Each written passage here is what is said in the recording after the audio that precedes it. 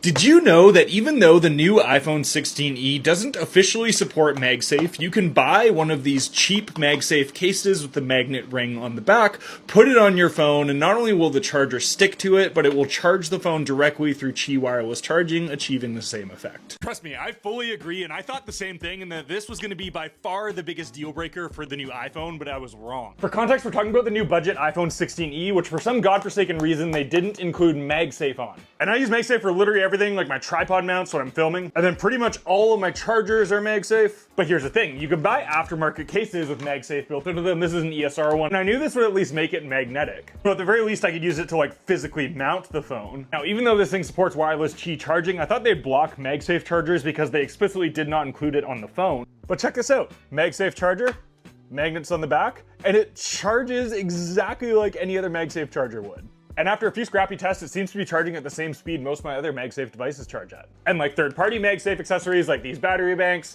it all still works. So even though it is kind of crappy that they didn't include MagSafe on the phone natively, at least there's a really comically easy fix. Like these phone cases still have literally all the functionality you'd have before for like an extra $10. Almost a deal breaker, but luckily with this fix, not that bad. As of today, I'm officially downgrading from my top-of-the-line max spec iPhone 16 Pro to this. So the phone I'm downgrading to is the iPhone 16e. If you missed it, it was released last month, and this is basically Apple's newest budget option for the iPhone. And I strongly believe, despite being the quote-unquote budget model, I think this is going to be the best value phone for like 90% of people because it has a lot going for it. That being said, there has also been a lot of criticisms about this thing since it's launched, but I don't necessarily agree with all of them, and I'll touch on those in a sec, but I'm going to be putting my money where my mouth is and switching over fully from my 16 Pro to this to prove a point. First impressions though, this thing feels really great out of the box. It doesn't have the glass back anymore. It has this really nice textured plastic, which I actually like a lot. That being said, it brings us to the first criticism most people have of this phone, the one I agree with most. They decided to remove MagSafe. As a habitual MagSafe user for filming, charging, and so many other things, this is insane to me that they didn't include it. This would honestly almost be a deal breaker for me, but luckily you can get cases with MagSafe built into them, like this ESR ones that I really use anyway, that will pretty much fully give your phone MagSafe again without really having to worry about it too much. Another big thing people have complained about is the refresh rate, which is only 60 hertz. Let me explain what that means. So refresh rate is basically how many frames per second your phone can display, with the 16e being 60 hertz or 60 frames per second, while the 16 Pro is 120 hertz. Frames per second coordinates how like smooth things are and how responsive they feel. This is a really big deal for things like gaming monitors, but in my opinion, refresh rate isn't that big of a deal at all on phones. I personally, as a daily user, don't notice it navigating through my phone normally. For context, movies are shot at 24 frames per second, and you probably have never complained about how smooth those are. Another huge thing with refresh rate is high refresh rates use way more battery because you're displaying way more pixels, literally double the amount of pixels.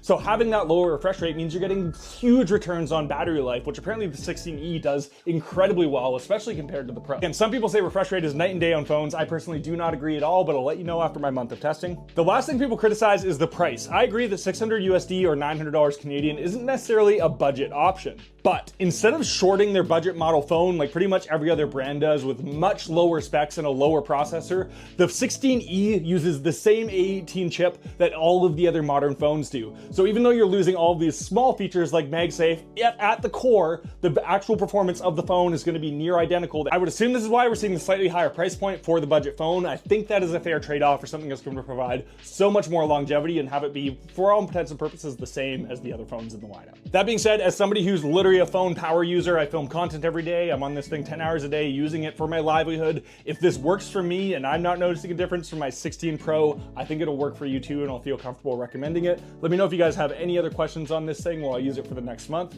Let me know your thoughts on it, and I'll catch you in the next video.